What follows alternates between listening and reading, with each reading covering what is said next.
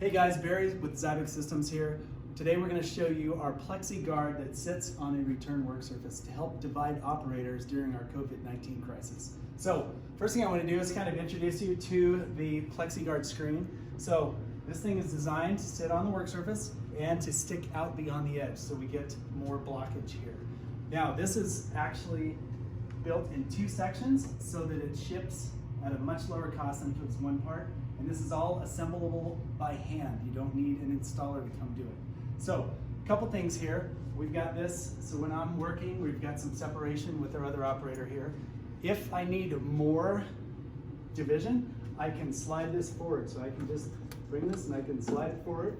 Now, of course, you don't want to slide it so far forward that it's going to tip, but I can slide it out a ways, and now I've got great division. So this whole area is a separation screen.